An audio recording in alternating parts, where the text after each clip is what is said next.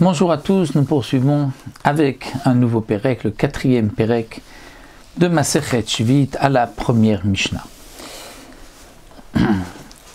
Notre Mishnah ici commence Barishona Ayu Omrim.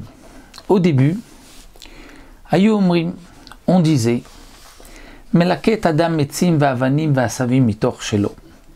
Un homme peut ramasser du bois pour le faire brûler dans sa cheminée. Va'avanim, des pierres pour construire quelque chose. Va'asavim, des herbes pour donner à manger à ses bêtes. Mitoch shelo, de son champ.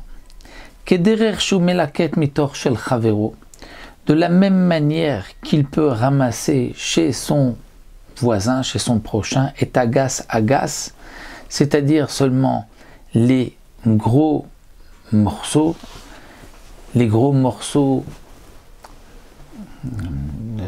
bois, les grosses pierres, et il laissera les petites. Alors nous avons besoin, comme explique le Barthénora, d'une petite explication. En vérité, le Yerushalmi rajoute et dit la chose suivante, qu'au départ on disait qu'un homme peut ramasser dans son champ seulement le gros bois, seulement les pierres, les grosses pierres.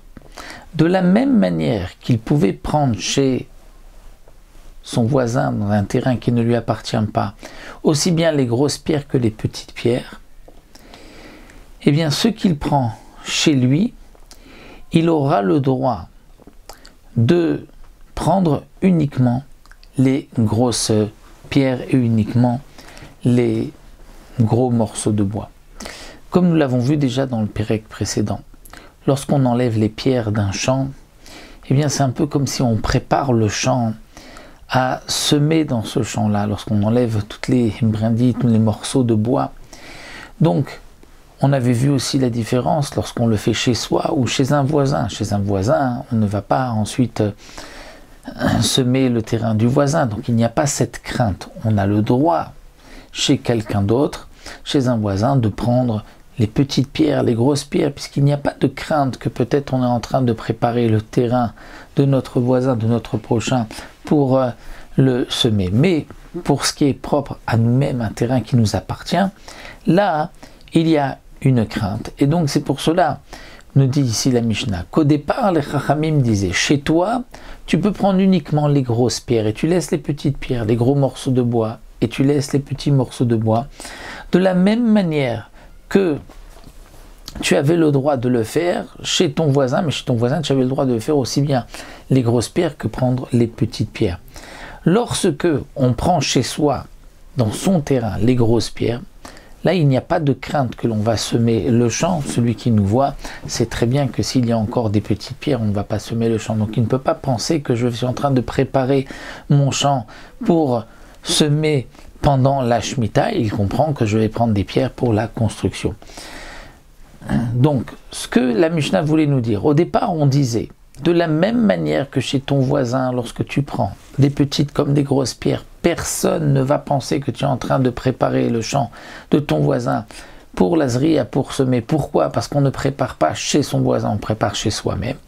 Et bien de même, les Chachamim m'avaient dit, chez toi, dans ton champ, tu peux prendre les grosses pierres et laisser les petites pierres, prendre les gros morceaux de bois et laisser les petits morceaux de bois, puisque là aussi, on ne dira pas que tu es en train de préparer ton champ pour pouvoir ensuite le semer. Mais, Misherabu Ovre Avera, lorsque se sont multipliés les Ovre Avera, c'est-à-dire les gens qui transgressaient, qui prenaient dans leur champ les petites pierres comme les grosses, et qui prenaient les gros morceaux de bois et les petits morceaux de bois, en disant non, on n'a pris que les gros morceaux. Eh bien là, les Chachamim ont dit, Itkinu, c'est-à-dire tu ne peux plus ramasser chez toi dans ton propre champ, tu n'as le droit que de ramasser dans le champ d'un autre des pierres, mais attention, chez l'obetova, c'est-à-dire que chez l'obetova, il ne faut pas que ton prochain te remercie pour cela.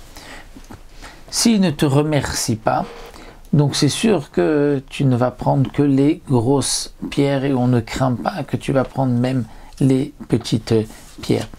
L'idée, c'est que si on me remercie, si je vois que mon voisin, à charge de revanche, me remercie, je vais ensuite donc essayer de prendre même les petites pierres chez lui. Donc là, les Chachamim m'ont dit non. Tu as le droit maintenant de ramasser chez ton voisin, mais qu'est-ce que tu ramasseras chez ton voisin? Eh bien, que les grosses pierres. Mais attention, lorsque tu ramasseras, il ne faut pas que ton voisin te dise merci. Ve'en tzarich lomar, il n'est même pas nécessaire de préciser dans la Mishnah shiktzot lahem mezonot. Il ne faut pas que le voisin te dise ramasse chez moi aujourd'hui les pierres qui sont dans mon champ et je te donnerai à manger. Dans ce cas-là, c'est sûr que c'est interdit parce que si même une simple tovatana, le fait de le remercier, le fait de lui dire tiens, je te dois quelque chose parce que tu as enlevé les grosses pierres de mon champ, c'est interdit, donc à plus forte raison que mon voisin ne pourra pas me donner de la nourriture, me donner une contrepartie contre ce service, c'est-à-dire de prendre les grosses pierres, même si moi je les veux pour la construction, mais s'il y a une tovatana, des remerciements, il y a une crainte qui va prendre même les petites pierres.